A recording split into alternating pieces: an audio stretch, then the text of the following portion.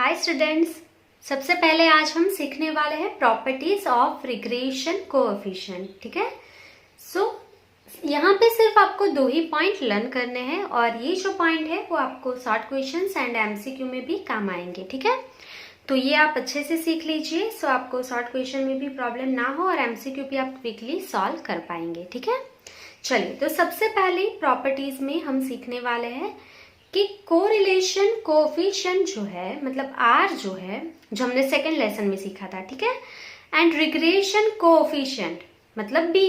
ठीक है, are either both positive और बोथ नेगेटिव। इन शॉर्ट कहने का मतलब क्या है कि आर की जो साइन होगी, अगर आर नेगेटिव है तो बी भी नेगेटिव होगा, अगर आपका आर पॉजिटिव है तो आपका बी भी पॉजिटिव होगा।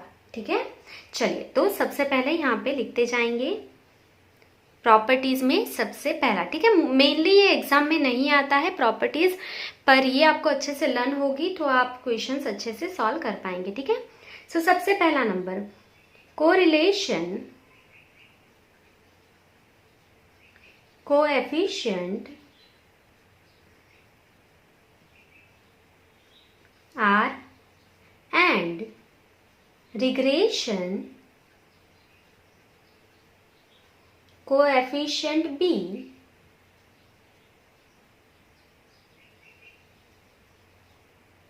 are either both positive or both negative।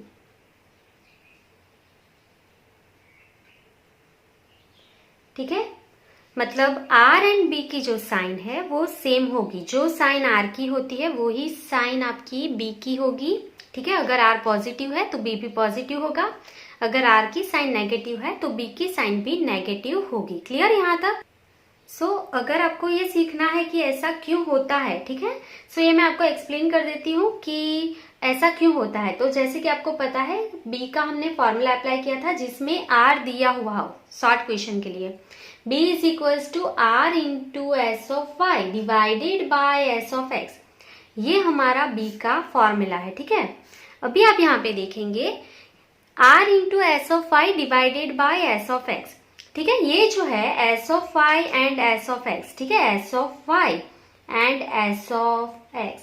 ठीक है, ये दोनों जो नंबर है वो नॉन नेगेटिव है। ठीक है, ये नेगेटिव नहीं होता है, ये पॉजिटिव ही होगा। ठीक है, तो ये जो दोनों है S of Y and S of X, ठीक है, इसकी साइन मैटर नहीं करेगी क्योंकि ये नॉन नेगेटिव है। तो अभी आप देखेंगे कि B is equals to R. ठीक है, अगर आप इसकी साइन को इग्नोर करेंगे तो अगर R माइनस है तो B भी माइनस हो जाएगा, अगर R पॉजिटिव है तो B भी पॉजिटिव हो जाएगा। ठीक है, चलिए तो आपको सिर्फ ये लर्न रखना है कि जो R की साइन होगी वही साइन B की होती है। क्लियर? चलिए सेकंड हम यहाँ पे लिखेंगे प्रॉपर्टीज में सेकंड नंबर, रिग्रेशन कोएफिशिएंट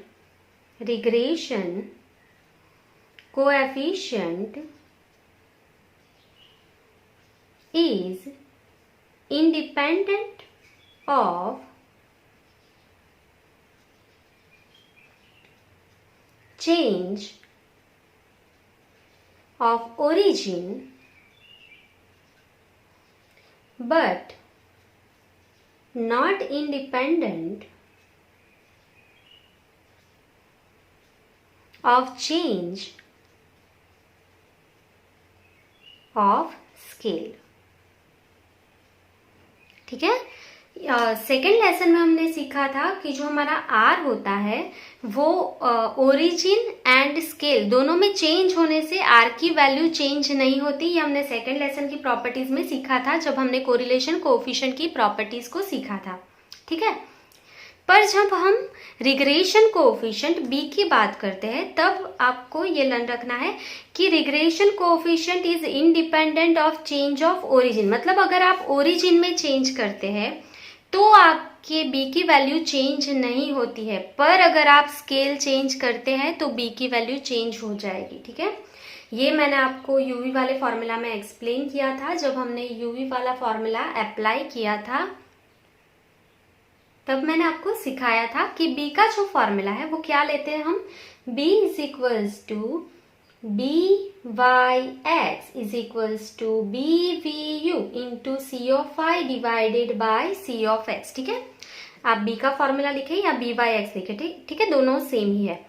अगर आप फॉर्मूला लिखते हैं यूवी वाले फॉर्मूला में, मैंने आपको लॉन्ग क्वेश्चन में सिखाया था, पार्ट 2 में शायद मैंने आपको ये एक्सप्लेन किया था पूरा, कि बी का जो फॉर्मूला है वो क्या होता है, B V U into C of I upon C of X. ठीक है, अगर आप यहाँ पे into C of I divide by C of X नहीं करते हैं अगर, ठीक है, तो आपका आंसर रॉन्ग हो जाता है। कंपलसरी मैंने सिखाया है, लॉन्ग सम के फॉर्मूला में भी हम पूरा फॉर्मूला लिखते हैं यूवी वाला और फिर मल्टीप्लाई करते हैं C of I divide by C of X से। ठीक है, ये क्यों करते हैं, क्योंकि हमने स्केल को चेंज किया है। अगर हम स्केल चेंज करते हैं तो कंपलसरी हमें मल्टीप्लाई में C of I divide by C of X लिखना ही है फॉर्मूला में। ठीक है, क्यों, क्योंकि अगर आप ये नहीं लिखते हैं तो आपका आंसर रॉन्ग आएगा, क्योंकि जो रिग्रेशन कोएफिशिएंट बी है, ठीक है, वो इंडिपेंडेंट नहीं है स्केल से। ठीक है, अगर आप ओरिजिन में चेंज करेंगे तो उसके आंसर में कोई भी इफेक्ट नहीं होगा, पर अगर आप स्केल चेंज करते हैं तो इसका आंसर चेंज हो जाएगा। ठीक है, आंसर चेंज ना हो इसके लिए हम यहाँ पे क्या लिखते हैं, into C of I divided by C of X. ठीक है, लॉन्ग फॉर्मूला आपको लॉन्ग सम का पता है, इसके लिए मैं आपको दोबारा यहाँ पे एक्सप्लेन नहीं कर रही हूँ। सो अब सबसे जरूरी बात यहाँ पे मैं लिख रही हूँ, the regression line of y on x always passes through the point x bar and y bar। ठीक है, ये आपको अच्छे से लर्न रखना है कि जो हमारे रिग्रेशन लाइन है, regression line of y on x, ठीक है, is always passes through the point X bar and Y bar. ठीक है, जो हमारे रिग्रेशन लाइन है वो X bar and Y bar में से पास होती ही है। ठीक है, ये डायग्राम मैंने आपको एक्सप्लेन किया था फर्स्ट पार्ट में, जब मैंने आपको सिखाया था कि रिग्रेशन लाइन क्या होती है। तो ये जो लाइन है वो हर बार x bar and Y bar में से पास होती ही है। ठीक है, ये हम यहाँ पे मान लेंगे, यहाँ पे हम कुछ भी ज्यादा एक्सप्लेनेशन नहीं करने वाले हैं, क्योंकि ये एग्जाम के लिए थियोरिकल पॉइंट ऑफ व्यू से नहीं है, हमें सम के लिए भी इसे लर्न रखना है कि जो हमारी रिग्रेशन लाइन है वो X bar and Y bar में से पास होगी ही होगी। ठीक है, सो ये पॉइंट्स आप लर्न रख लेंगे। जो आर का आपका साइन आएगा वो ही बी का साइन आएगा, सबसे पहला पॉइंट। ठीक है, सेकेंड पॉइंट में अगर आप स्केल को चेंज करते हैं तो आप यहाँ पे क्या लिखेंगे, into C of Y divide by C of X. हमने फॉर्मूला ऐसे ही अप्लाई किया है और आंसर ऐसे ही फाइंड किया है बी का। ठीक है, मतलब ओरिजिन में चेंज करेंगे तो बी का आंसर चेंज नहीं होता, स्केल चेंज करेंगे तो बी का आंसर चेंज हो जाता है, तो इसके लिए हम मल्टीप्लाई करेंगे। ठीक है, एंड लास्ट में आपको लर्न रखना है कि जो रिग्रेशन लाइन है वो हर बार पास होगी point X bar and Y bar में से। ठीक है, इसको कैसे यूज करना है सम में ये मैं आपको सिखाऊंगी आगे, पर ये आप अभी के लिए लर्न रख लेंगे। ठीक है, चलिए, सो हमारी प्रॉपर्टीज कंप्लीट हो गई है। अभी हम इलिस्ट्रेशन पे जाएंगे, illustration number 15। Illustration number 15. 6 pair of father-son are selected in a sample of an experiment to know the relation between the heights of father in centimeter x and the heights of their adult son in centimeter y. The following results are obtained from it. Summation of x is equals to 1020. Summation of y is equals to 990. Summation of x minus 170 whole square is equals to 60. Summation of y minus 165 whole square is equals to 105. Summation of x minus 170 into y minus 165 is equals to 45. Obtain the regression line of the heights of son y on the height of father x. Also verify the reliability of the regression model. सो यहाँ पे हमें data दे दिया है, हमें find क्या करना है, सबसे पहले रिग्रेशन लाइन फाइंड करनी है। ठीक है, ये regression line of y on x ये हमें फाइंड करना है। उसके बाद हमें रिलायबिलिटी चेक करनी है ये मॉडल की, तो उसके लिए हमें आर स्क्वायर फाइंड करना है। ठीक है, रिलायबिलिटी किससे मिलती है, आर स्क्वायर से मिलती है, ये मैंने प्रीवियस पार्ट में आपको एक्सप्लेन कर दिया है। ठीक है, चलिए, सो जो डेटा हमें यहाँ पे दिया है क्वेश्चन में वो मैं लिख लूंगी एंड शुरू करेंगे इलिस्ट्रेशन नंबर 15। यहाँ पे जो डेटा दिया था वो हमने लिख लिया है। अभी आपको पता है यहाँ पे हमें दिया है submission of x minus 170 whole square. So यहाँ पे आपको चेक करना है कि ये x बार है या a है, ठीक है। अगर ये x बार है तो हम फर्स्ट फॉर्मूला यूज करेंगे x माइनस x बार वाला, ठीक है। अगर ये वैल्यू a की है तो हम uv वाला फॉर्मूला यूज करेंगे, ठीक है। उसके लिए ये x बार है कि नहीं और ये जो है y माइनस y बार है कि नहीं ये चेक करना पड़ेगा, ठीक है। अगर ये x बार एंड ये y बार नहीं है तो हम uv वाला फॉर्मूला यूज करेंगे, और अगर ये x बार एंड y बार है तो हम फर्स्ट फॉर्मूला यूज करेंगे। क्लियर? चलिए, सो इसके लिए x बार हमें पता होना चाहिए। पूरे समय हम देख लेंगे, हमें x बार एंड y बार नहीं दिया, पर submission of x and submission of y दे दिया है, ठीक है। एन नहीं लिखा है मैंने तो लिख लेंगे 6 pair of father and son, ऐसा दिया है। So n is equals to 6, ठीक है। चलिए, सो अभी x bar and y bar find करेंगे। x bar is equals to submission of x upon n, clear, and y bar is equals to submission of y upon n, ठीक है। इसे solve कर लेंगे। Submission of x is 1020 divided by 6 and submission of y is equals to 990 divided by 6, ठीक है। तो check कर लेंगे x bar and y bar की वैल्यू क्या आएगी। 1020 अपॉन 6, आंसर इज 170। तो x बार हमें यहाँ पे मिल गया है 170। y बार जो है उसे सॉल्व कर लेंगे 990 अपॉन 6, आंसर इज 165। क्लियर? सो अभी आप देख सकते हैं यहाँ पे x बार 170, तो यहाँ पे भी 170 है, मतलब ये x बार है, ठीक है। y माइनस 165 मतलब 165 ये y बार है, तो ये y माइनस y बार ही है। 165 जो आया वो y बार ही है। तो अभी आप देखेंगे submission of x minus x bar whole square दे दिया है ये, और submission of y minus y bar whole square दिया है ये, ठीक है। तो ये क्या होगा, submission of x minus x bar and y minus y bar, ठीक है। आपको डायरेक्टली नहीं दिया है क्वेश्चन में, आपको खुद से पता करना है कि x बार एंड y बार है कि नहीं है। अगर ये x बार नहीं होता तो हम यूवी वाली मेथड से सॉल्व करते, जो मैंने आपको सेकेंड लेसन में भी सिखाया था, ठीक है। चलिए, अभी हमें पता चल गया है कि ये x माइनस x बार है, तो वापस से इसे लिख लेंगे। So submission of x minus 170 whole square is equals to submission of x minus x bar is equals to 60, ठीक है। ये जो दिया है वो x माइनस x बार है। यहाँ पे लिखेंगे comma submission of y minus 165 whole square is equals to submission of y minus y bar whole square is equals to 105, ठीक है। चलिए, दोनों का मल्टीप्लाई दिया है। Submission of x minus 170 y minus 165 मतलब submission of x minus x bar into y minus y bar is equals to 45। ये data हमारे पास है, ठीक है। तो मैंने बोला है अगर ये x बार है तो हम फर्स्ट फॉर्मूला ही यूज करेंगे। सो फॉर्मूला अप्लाई कर लेंगे b के लिए। b is equals to submission of x minus x bar into y minus y bar divided by submission of x minus x bar whole square. Clear? चलिए, so यहाँ पे value apply कर देंगे। x minus x bar into y minus y bar is 45 divided by x minus x bar whole square is 60। इसे solve कर लेंगे। 45 divided by 60, answer is 0.75। सो हमें यहाँ पे b की वैल्यू मिल गई है 0.75। क्लियर? चलिए, रिग्रेशन लाइन फाइंड करनी है यहाँ पे हमें। इसके लिए a भी चाहिए हमें। सो सेकेंड स्टेप में a फाइंड कर लेंगे। a is equals to y bar minus B X bar. सम यहाँ से कॉमन ही है, आपको जो हम पहले कैलकुलेट करते थे वैसा ही है, सिर्फ यहाँ पे पता नहीं चल रहा था कि कौन सा फॉर्मूला यूज करना है, इसके लिए कैलकुलेशन हमने किया है, ठीक है। चलिए, सो y बार हमने यहाँ पे फाइंड कर लिया है। कितनी है वैल्यू y बार की? 165 माइनस b हमने फाइंड किया है 0.75 and x bar is equals to 170। Solve कर लेंगे। 165 minus 0.75 into 170, answer is 127.5।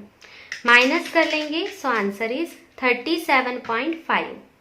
So a का आंसर हमें मिल गया है 37.5। क्लियर? चलिए, अभी हम रिग्रेशन लाइन फाइंड कर सकते हैं। सो यहाँ पे लिख लेंगे the regression line of y on x is y cap is equals to a plus B X. Clear? चलिए, सो यहाँ पे a के प्लेस पे कितना लिखेंगे? 37.5 प्लस b की वैल्यू कितनी है 0.75x। क्लियर। सो ये हमें रिग्रेशन लाइन मिल गई है। यहाँ पे x के प्लेस पे आपको कुछ भी नहीं बोला है अप्लाई करने के लिए। सो यहाँ पे ही आपका आंसर कैलकुलेट हो जाता है। रिग्रेशन लाइन आपको यहाँ पे मिल गई है। ठीक है, चलिए अभी उसके बाद आपको क्या बोला है कि ये जो मॉडल है उसकी रिलायबिलिटी आपको चेक करनी है। तो इसके लिए आपको क्या फाइंड करना पड़ेगा, यहाँ पे आर स्क्वायर फाइंड करना पड़ेगा। ठीक है, सो यहाँ पे लिख लेंगे आर स्क्वायर।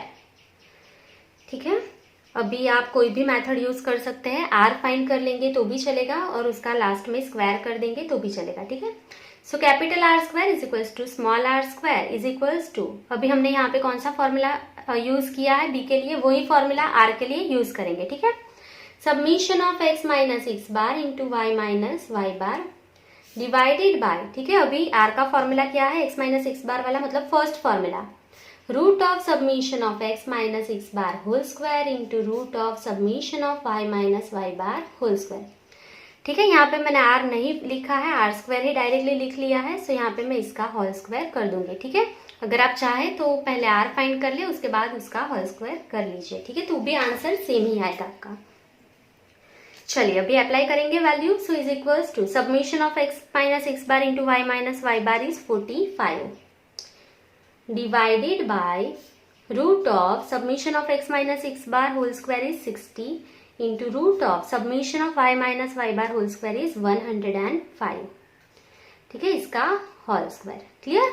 चलिए अभी मैंने सिंपल वे में आपको सिखाया है, ये जो स्क्वायर है ये इसको 45 का होल स्क्वायर हो जाएगा डिवाइड बाय, ये रूट एंड ये स्क्वायर डिवाइड में कट हो जाता है। सो 60 इंटू 105, सिर्फ दोनों का मल्टीप्लाई हो जाएगा, रूट कट हो जाएगा, स्क्वायर एंड रूट कट हो जाता है। ठीक है, चलिए तो 45 का होल स्क्वायर कर लेंगे यहाँ पे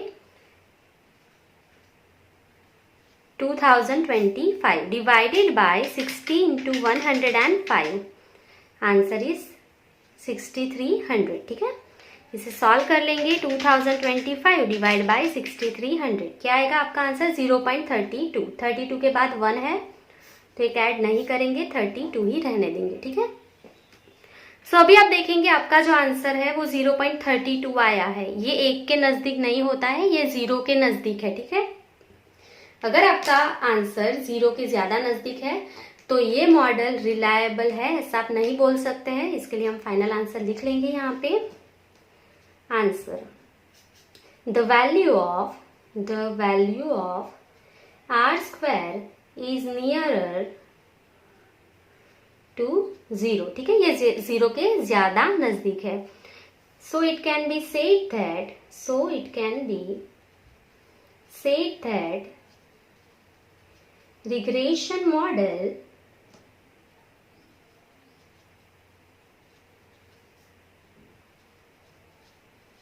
is not reliable। ठीक है, अगर 0 के ज्यादा नजदीक है तो मॉडल रिलायबल नहीं है। Clear.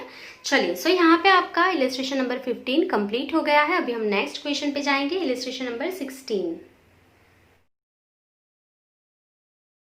Illustration number 16, if the regression line of y on x is y cap is equals to 12 minus 1.5x and the mean of x is 6, find the mean of y।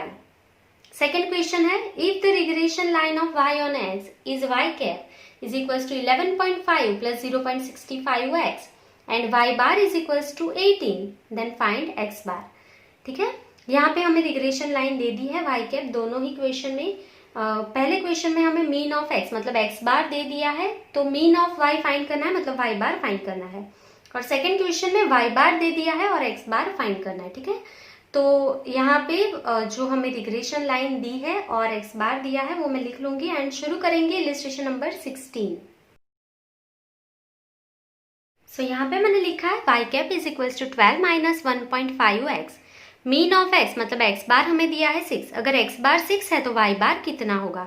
ठीक है, तो यहाँ पे आप देखेंगे हमारा जो रिग्रेशन लाइन है वो क्या है 12 माइनस 1.5x। ठीक है, पर हमें यहाँ पे कहीं पे भी x की वैल्यू नहीं दी है, x बार की वैल्यू दी है। ठीक है, तो मैंने अभी आपको प्रॉपर्टीज में सिखाया कि जो रिग्रेशन लाइन है is always passes from x bar and y bar point. ठीक है, वो x बार एंड y बार में से पास होती ही है।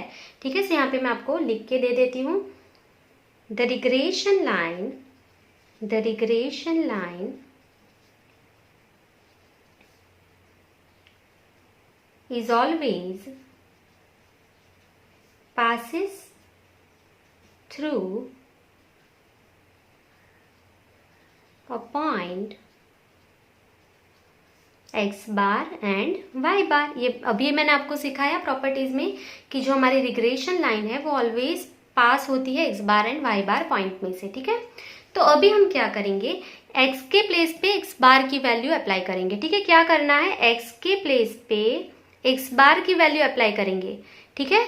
तो जो y कैप मिलेगा वो ही y बार होगा, ठीक है, क्योंकि ये जो रिग्रेशन लाइन है ये पॉइंट में से हर बार पास होती है। वापस मैं एक्सप्लेन कर रही हूँ क्या करना है। ये जो यहाँ पे x है उसके जगह पे वैल्यू किसकी रखेंगे, x बार की रखेंगे। x के प्लेस पे x बार की वैल्यू रखेंगे तो जो y कैप मिलेगा वो ही y बार होगा, ठीक है। चलिए, ये हमने प्रॉपर्टीज में सीखा है, तो यहाँ पे अगर आपको लिखना है तो ये आप लिख सकते हैं पहले। सो the value of, सबसे पहले क्या मिलेगा हमें, y कैप, ठीक है। the value of y cap obtained by putting x bar is equals to 6 in place of, in x बार हम अप्लाई करेंगे 6 इन प्लेस ऑफ x, ठीक है। x के जगह पे x बार की वैल्यू अप्लाई करने जा रहे हैं, सो हमने लिखा है the value of y cap, ठीक है। y कैप मिलेगा इससे, the value of y cap obtain by putting x bar is equals to 6 in place of x, ठीक है। In y cap is equals to 12 minus 1.5x, we get जो y cap आएगा वो ही क्या होगा, y bar. So we get y bar. Clear, ये line आपको यहाँ पे लिख लेनी है। सो अभी आप सिंपली इसे सॉल्व कर सकते हैं। तो यहाँ पे हम लिख लेंगे रिग्रेशन लाइन क्या है आपकी, y cap is equals to 12 minus 1.5x। Clear, चलिए x के प्लेस पे x बार की वैल्यू अप्लाई कर लेंगे, 12 माइनस 1.5 इंटू x के प्लेस पे क्या लिखेंगे, 6, ठीक है। चलिए, सो आंसर क्या मिलेगा, 12 minus 1.5 into 6, answer is 9। 12 minus 9, answer is 3, ठीक है। सो यहाँ पे हमें y कैप मिल गया है, कितना, 3 है, ठीक है। सो आंसर हम यहाँ पे क्या लिखेंगे, y cap is equals to 3, so y bar is also equals to 3, ठीक है। अगर y कैप 3 है तो आपका y बार भी 3 आएगा, ठीक है। चलिए, ये क्यों होता है, x के प्लेस पे x बार की वैल्यू अप्लाई की है तो y बार जो है वही y कैप हो जाता है, ठीक है। चलिए, सो फाइनल आंसर लिख लेंगे। आपको मीन पूछा है, सो यहाँ पे लिख लेंगे फाइनल आंसर में। So therefore the mean of y is 3, ठीक है। जो आपको पूछा है y का मीन क्या है, 3 आएगा। क्लियर, चलिए, ये बहुत ही इजी है। सेम वे में सेकंड क्वेश्चन में आपको जो दिया है वो लिखते जाएंगे। ये इलिस्ट्रेशन नंबर 16 में फर्स्ट क्वेश्चन था, अभी यहाँ पे मैं लिख रही हूँ सेकंड क्वेश्चन, ठीक है। सेकंड क्वेश्चन में क्या पूछा है कि अगर आपका y कैप जो है, y cap is equals to 11.5 plus 0.65x, ठीक है। y बार जो है वो 18 है, तो आपको x बार फाइंड करना है, ठीक है। यहाँ पे आपको x बार दिया था, y बार फाइंड करना था। सेम वे में यहाँ पे y बार दिया है, x बार फाइंड करना है, ठीक है। तो कैसे करेंगे, सेम, ठीक है, ये प्रोसीजर सेम करेंगे, जो यहाँ पे हमने स्टेप फॉलो किया था वही यहाँ पे फॉलो करेंगे। सो यहाँ पे मैं लिख रही हूँ the regression line is always passes through a point x bar and y bar, ठीक है, सेम है। So therefore the value of क्या मिलेगा, अगर x बार हमें फाइंड करना है, ठीक है, x बार फाइंड करना है, मतलब जो x की वैल्यू आएगी वो ही x बार होगा। देखिए, जो x की वैल्यू आएगी वो ही x बार होगा, ठीक है। So the value of x, हमें पहले x ढूंढना है तो ही x बार मिलेगा क्योंकि दोनों इक्वल है। So the value of x obtain by putting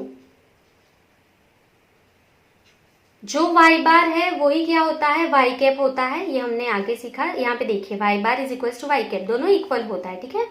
so putting Y bar is equal to 18, Y bar is equal to 18 put करेंगे in place of Y cap, ठीक है। जो वाई बार है वही वाई कैप है।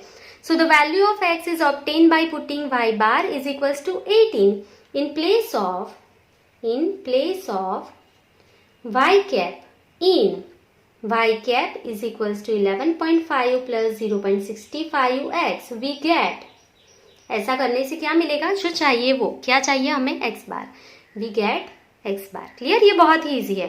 क्लियर, चलिए so अभी हम यहाँ पे लिख लेंगे y cap is equals to 11.5 plus 0.65x, ठीक है।